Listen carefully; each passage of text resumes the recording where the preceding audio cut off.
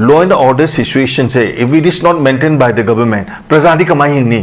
nangai kamai hingdoi no nida inaw na haribu dudi am chumme ba akoi ki society se nang sum yengoba our society is suffering from moral anemia amad dinara baneba aine imada sometimes kari haini aine ithak thongba ma da kari haini ikha ta bam da kari haini kamaina tawni habase sigi thak kanu simadi kharadi kaira baneba koise aduna samasi kitangdi ainga sa haijabdo retardation khoji maning kharagar hanbadong na tawi harise kari no da sumaina tawbunida sujatai matang da sumayam ngangai ko ainga sa yambana tentak ma pan base aine inaw si nuksidreba inaw si phatre haiba nang se aina phuruba matam da ko nangbu nuksiba mayam sing duna aigi yeknabu oigrane ba se numitu da sujata na mayam ama haigre ko haigri ba sing du magi mathamoi da leba du di positive oiram ba su yai ko aduda karigumba kharada wakalona ma da chatna gedana mayam hupchandana khotchandana tawre tawbu matam do adu honorable cm amagi da ngangan ning da dana khotning da dana hena fana puthoning dana tawdana khotana mi du su afaba wakalona am da laiba oram ngane ba adubu khodak tu da thoki badu da di ngasagi khemsanji lekai du gi mina khemsanji phalala nuksiram masu numitu gi tawriba thawong duna di khemsan nuksi daba adegi bjp nuksi daba mi tara ama kun amasu thoam basu yaya ba ko aduna yariba makai di akoi di mina sibana chinda sana sibana khongun da haibase masi yaringe akoi section bi gadabni nuksi dana loi tawnai ngaktani but akoi lana launa roi dom leba most important yambana lakning ba key area di ko mioi ba khunai se sibu achum khunai ama matangi mapo ama semam nabgi damakta afaba mayam amana khuling dana leiriba bishwavidyaloy amaka ko madaida akoina kano tawba semadi phanalak lan ba leresu ko ama tawba leresu let us warn them akoi pizeba let us not directly threat adumak tawba dudi ko satra mayam jingde Hoji moi nungdang tho amaroi ba kainoma boy ama leitre xerox ama tawruge karigumba ma thoge na hostel de leiri se nupi gi su lei nupa gi su lei mayam leiri sing se makhoi de peniki kharadi aki tu jungdi kharaga soidana pom gane ba aduna university gi ngasai gi makok thongba sing authority sing na in consultation with the state government madu to habidi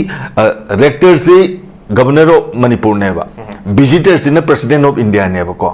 aduna sugam na leiriba sigumba protocol mayam am leidana leiriba university se masidi thak and wangkhalan gadabani miyoiba samase asibu ningtamba pigani akoi gi Manipur se bharat tagi tokhaina tahangani ningtamba porakani miyam gi damakta nomadi momonok na non gani haidana miyam gi luchingba oreiba laroba gi wanate ko masidi miyam gi luchingba mo oina samaj gi phaba mayam tawriba singchina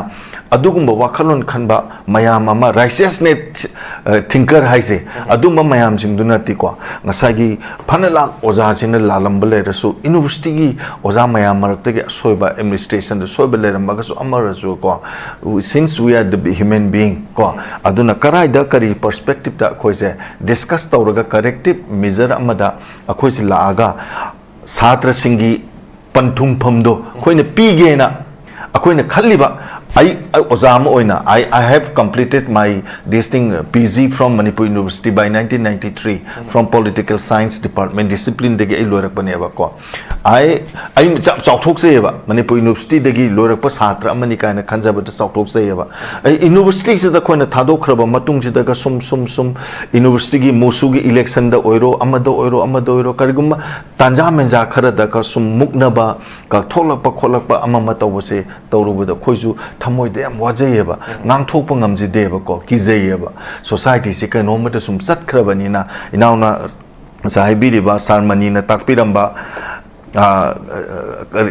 approach road ko lambi lamjang khudong sa daba main road tagi changjan ba khochen ba amma mafam amada ngasai gi karigumba kharadegi langchandana khochandana amma tawdana yade haragadi go Jenims ki doctor oigera engineer oigera kana gumba department amagi makok thomba official oigera samaj da mukna daba kana gumam ta sumukna bidaba ko sumbagi I pau sing se akoi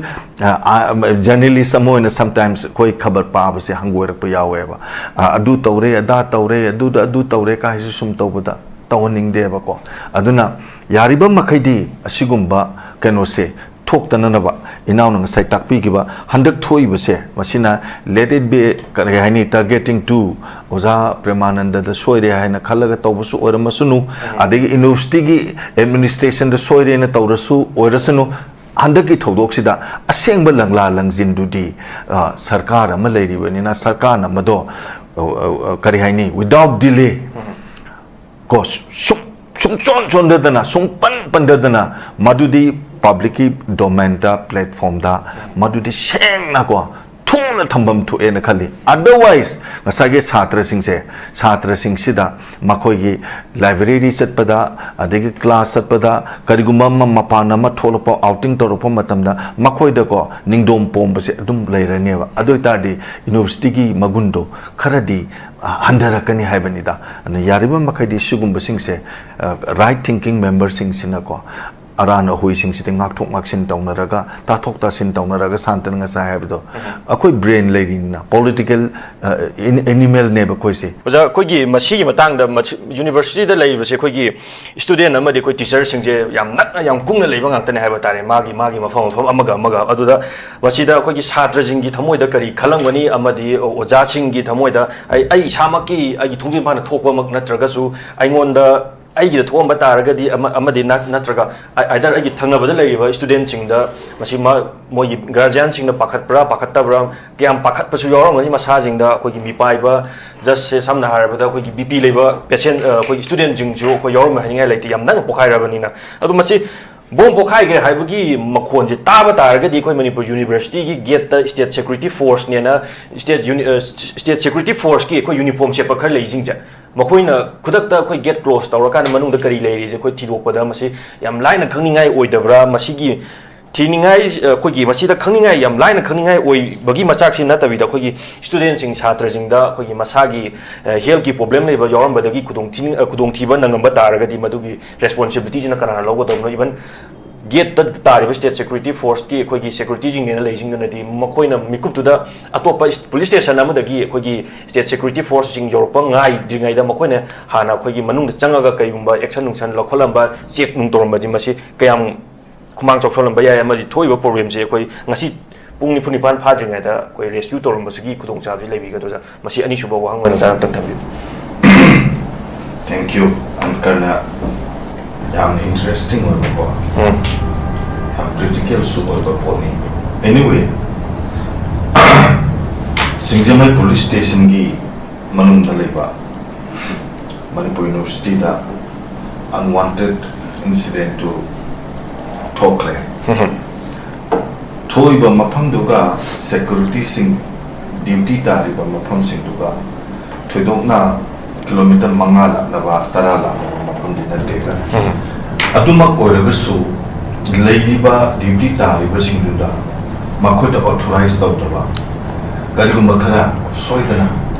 leiramgani security gi reason da ko madu either SP dagi oiro adagi di oshi dagi oiro additional SP dagi oiro natragana DC dagi oiro duty tariba sing duda akoina ho check tawba khotba changthok changsinda ama tawbadi makoi gi part ama oramle but after the incident take place adu to matung du makoida kano tawbu kitang kudok sa wala gadra adu koina laksani gi budi anchor lan biri budu da ko koina laksani gi budi Mahabharata bhim moisi hadi masimanau chama ga manga ga si ozaguru naina moisi sitsai dare ko mai masing tamdana oza sing da bhakti ବ୍ୟବହାର tamdana khurumdana noluk na ko chat mati ozaguru sibu lai da na khandaga lainarame ko adu hojiki matam sidati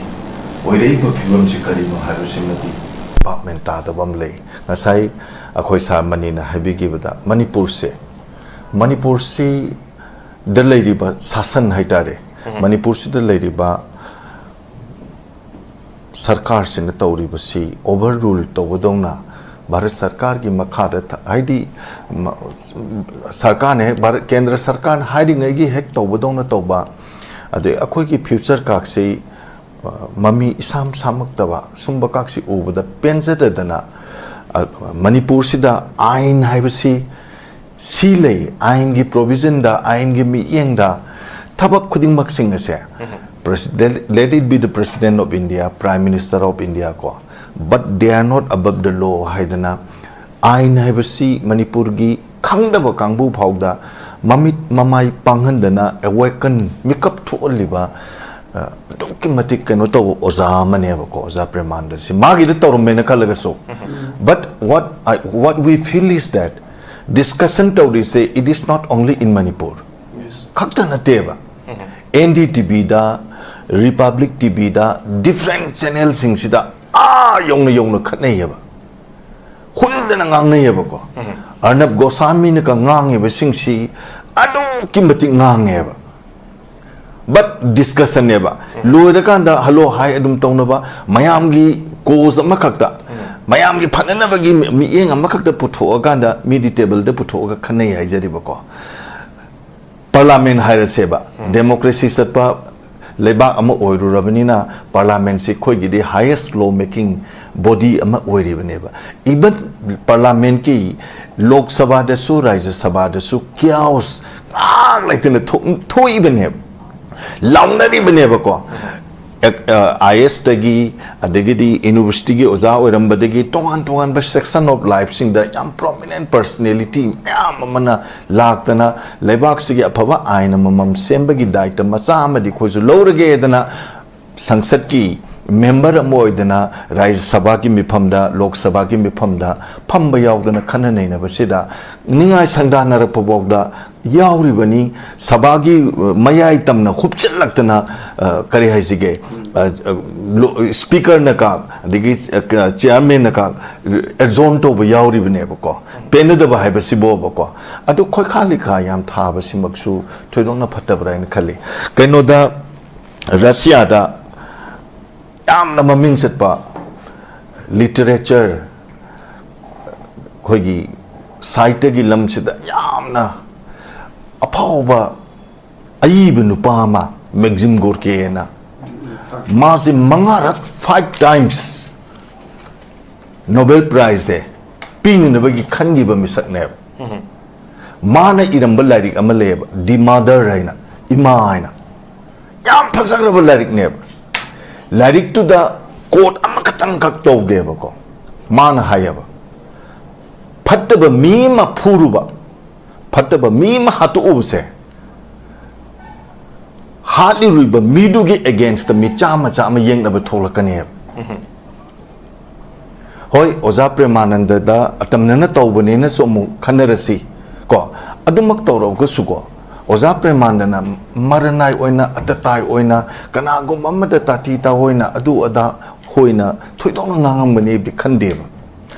Lebak se Manipur se tungi asa se future se khajiktang bright oide aduna politicians sing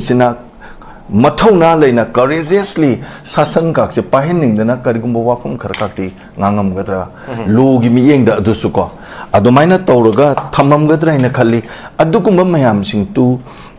miyam gi mahut silakanda logi ozama oina lu habidugi wang madana taba lu habidugi manungda ngangjari ba misa amma khakta tawrambado adudai duda mayam nadi thoidok endokna kari tawba yawrub zano kayamu yam kaiba yawrub zano haidana mayam na dum ngangnai ko aduga akoina khanba amasu leyeba oza premandana ka logi Manipur University ki head of the department ama oina ka songthok tan ngangbirak pase akoi ki di amarom de laibak yam phabane ba akoi ki human rights commission da laibiramba akoi ki sarmani hoi tholak tana ngangbi re ibakak se law ge expert ama oina law se aisu LLB tam eba akoi ni LLB tam aisi karigino haita diko I want to know what is law how far law needs to us. Law haibase miyoiba amada kadai bok darkar lege. Haibase khangna nabagi damakta aina law do practice toruge, law do use toruge haiba nattaba ko. Court amada adugi nataba honorable court ki mamang da thoktana ukil loidana lepuge kholuge haiba du nattana mi ma oina Lebak sigi nagarik amma oina citizen amma oina khangdaba suaya de habagi asam ka to hoi LLB system eba ozana ka thola ibase akoina really admire the weba karigi noita di Manipur se akoi se retardation neba chakhut pase civilization ji mamang lom da sat padi larana maning hala avane sigi maning hala ibase lenga ki thauda da wayel thauda sida kogi lengak sa son da pai riba mayam sing asena thongna phena kitang di miyam gi yenga kanda sa sanji to biro o haidana ngangi ne ba ko man hari si koina khanba khanani ko koina haijari ji so ngasi gi world our world now it is nothing but the preparation for a next world hojik lai riba akoi gi samaj sangsar se karigumba ma khak lai re adoi ta the better world ama langna bagi da makta isa isu इनखलाई इबा generation mayam sing sigi mafam chaba ma maring marang da itihas amada moise thanam na bagi hona ba matam sida ozana songthok tana log angle do oiro amada oiro mi ma oina ain pai ba se ai media da leibani ko isam samna media da leibo oita di sigi pause hapa ya natraga hapa ya de phajana isana khanga kanda chunaba mawang amada kanu tawgadabane ba se hojikta sarmani na habigi bedo akoi honorable chief minister khemsan ka ngarang jirida ayuki pung tare da da chatle adu doga ma se awang khunda breakfast laure madagiri kanoda nungba se pung baroga minute kuma pandama cross to we ba ko akoina sum paulo ba matamda maramdi chahi sang na kana gomba chief minister amana lambi si da chattana lambi phai phate su yengsan banatrabani lambi sigi matai da leiriba mi mayam jing du su no mata pukmen pawmen da khotana torok pasi torok tramni magumba mana du minus sat pase phai haidana khanjaraga khoidi leizari bane ba ko adu madugi matang da su mana ayo budu na teba hosigi matam sida yengo tadbung village authority na police station nama yengjan ba lakane du yaroi haidana mogi village authority na che thu ineba whereas deputy commissioner masa SP yauraga khogi keno tu da mogi kari hai lengang sing habra karino amma khakta moisi thola aga chief minister si o even ko that means koina haning de koi de same to ubi yadram neba oza hoina ka tholak ta nganga acd better world lama better future ama legacy ma that future generation could be proud of tungtala kadaba generation mihaurol singsina chokthok saningai oiba ningsing dana lehogadaba apaba thaba khara amadi siraina khalaga chongthoktana sarmani hoi nganga iba adegi khoi inau santo hoi ka ki dana ka tholaktana khoi si togsine we are not blaming anyone else phatragati phatte habasidi CSO gi member ama omina office bearer ama oina ko adum ngang bata bane es aina media fraternity de leiru ba ko banina akoi di yellow journalism ji ya de ba ko if somebody is done wrong la le have di dum hai bata bane ba ko adu yambana thamningi ba wafam di oza premananda de tobu oiro tawram da ba oiro before 1980 की सोलिसिंग चमापन मरफू की ममांगदा अखोई से Manipur university से लेटिंग दा Guwahati university दा चक्तना certificate लोबगी ओइरो marksheet लोबगी ओइरो परीक्षा थाबगी ओइरो अम्मा ओइरो यामवाना अवाब फिबम ममद लेरमिनेबा Manipur university से 1980 की जून की तारीख मंगादा इस्टाब्लिश तौरे हाइरे को मदुदगी लिंखलकपदगी सेंथुम की फिबम दसु अखोई से याम फरे मरमदी मतम अमदा मेरट चटतना नैनीताल दा कुमाऊं यूनिवर्सिटी दा नागपुर यूनिवर्सिटी दा पंजाब दा अदगी पुणे यूनिवर्सिटी दा चटना पैसा मयाम अमद लेरंबसिंदु यूनिवर्सिटी से लाकपदगी खर फदना लेरा अबनेबा को लेरा ब मतुंगदा यूनिवर्सिटी सिदा वाइस चांसलर ओरकपा ओजा ओरकपा मयाम अमना हेना फगलनबगी दमकता यामना थवाई कटखिबा मैम अमसु यावरिनी हुजिक यूनिवर्सिटी ऑफ कल्चर काक्से लिंखतनब का होनरकपदा यामना वाजरकप मी मैम अम लेरिनेबा सी 119 हैब्रा कनोम हाई एफिलिएटेड कनो से कॉलेज से को इंक्लूडिंग गवर्नमेंट सी यावरेगा सिद बीएड की यावरनी इंजीनियर की यावरनी अदगी डॉक्टर की यावरनी को मखल मखल मैम सिंगसिगी लेरिबनेबा को अदुना civilization se ngasagi 80 gi mamang da leramba adugi phibam dudagi di ahongbam laktana bishwabidaloy ma akhogi lamdam sida ka lak matamda akhoi se amoina sakthok saba pu ibneba adun university da challenge to bu oiraga su ama oiraga su masimadi khajiktang kano to biba phabra ko adugi wa ama khakting di lei aduga yamana sidaista tentakna paningba wafam ama khakting di lei ba ko jamaduna khoi mathang round ko khoi ai ani da ai lak chage duga ai matai thang thang famdi riba masigi gi thodok se khoi gi sum thingjan bagi mhota sum oi khoi tho masigi thodok sum thoi gi yam toin thokselai gi matung ina khoi manipur se chokholak bagi mami oigani habdu khoi thajab laite adu togdabu khoi gi university da thoi ba todok se mamang ju thoki adu FIR am pan FIR ma palo matung khoi tijali haraga dum tijala dum laigre khoi research scholar ma gi mo dum tijala dum laigre ngasi puthok pa laitre du ngarang gi su tijala kini haraga dum lotion gi drobra na traga khoi gi masi mirakta su mathon bagi mahuta khoi gi kanglu prup masen da nuaina da balai ba taraga ju sai oza santa ju thambi ba nuai traga dj thabiro phone tobiro openly when wari chana jai matam masi da kai ba kem ta lai ba nati masi da wari chana bagi mahuta threat on direct torok masi khoi masi atopa jaga am da torobo oi taraga di masi thoine hena khalam da jai adu university am da swaina to se thingjan bina ba se laita bagi mowo am sum lai masi makha ta sum chathara ga di masi lainga ke so soi bo oi ga tori bra ma traga masi lainga na dum una le do masida kari mo tamiling ero bano sai ti thau bu dum kapiu dum ko spai de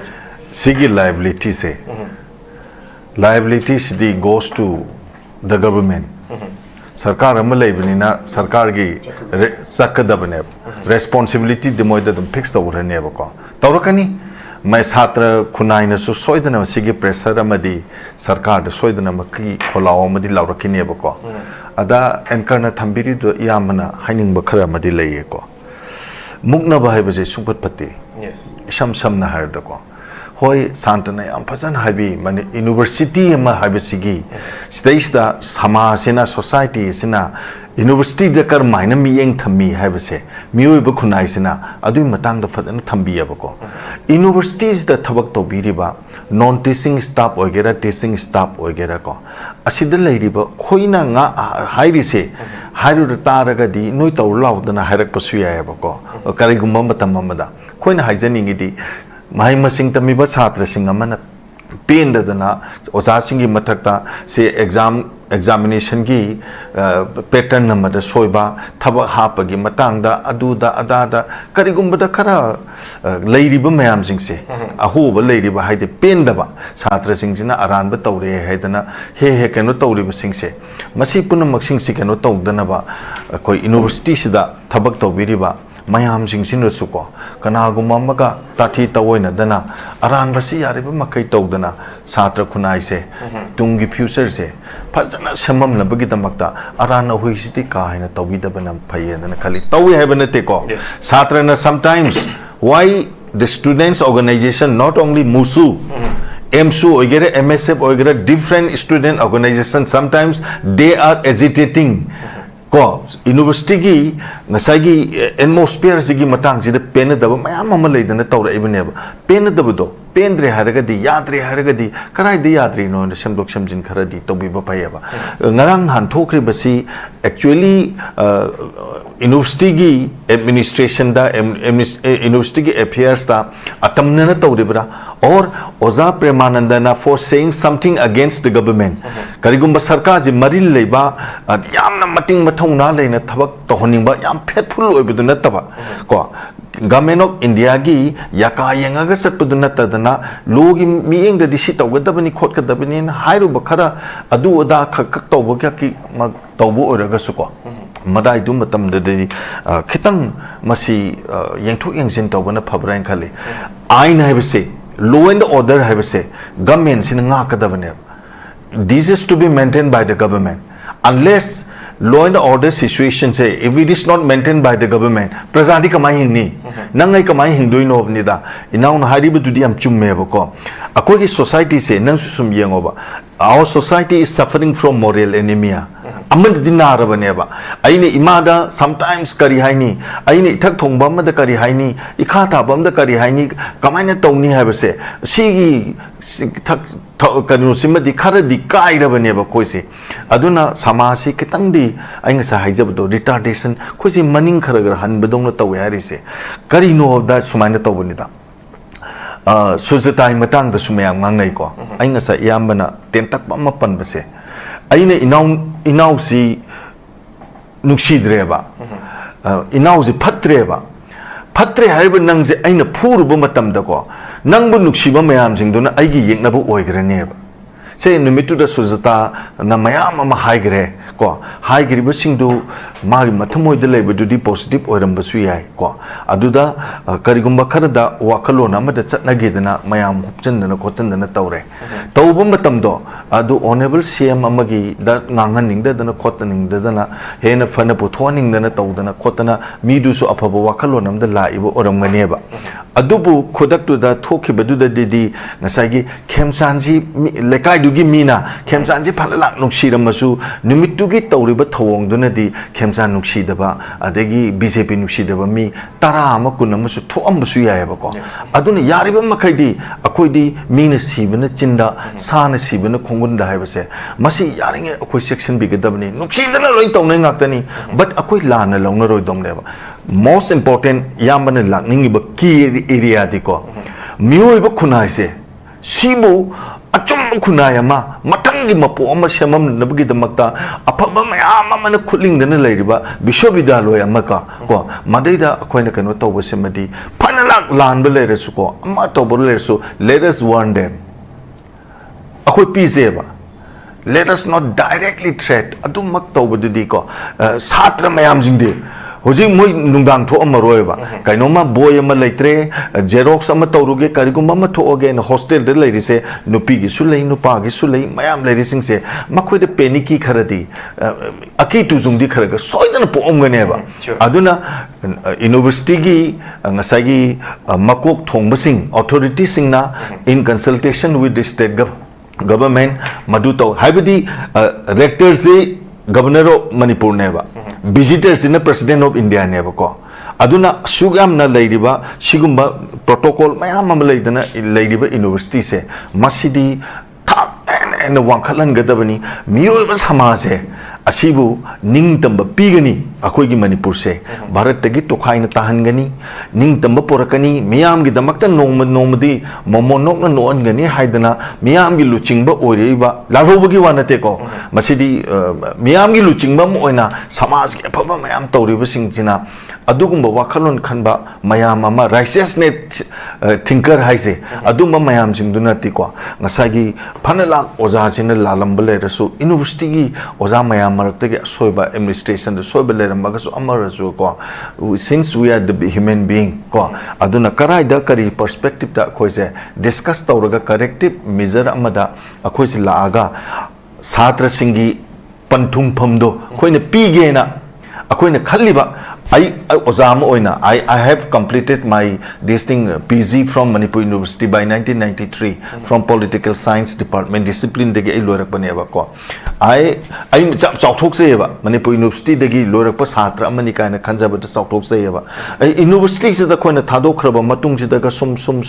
university gi musu gi election da oiro amado oiro karigum tanja menja khara da ka sum mukna ba ka tholak pa kholak pa amama tawse tawrubu da khoisu thamoi de am wajayeba ngang thokpa ngamji deba ko kijayeba society se ka nomata sum sat khrabani na inauna